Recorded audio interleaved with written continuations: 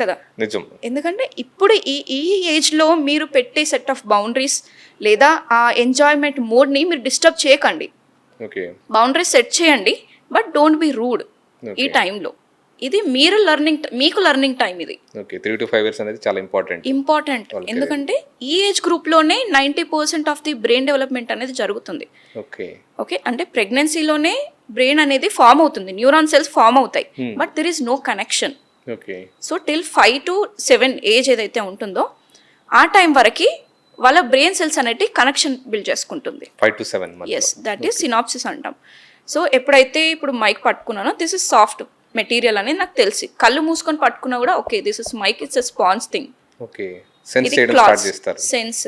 So అది మన కనెక్షన్ని బిల్డ్ చేసుకుంటుంది, న్యూరాన్కి కనెక్షన్ బిల్డ్ చేసుకుంటుంది.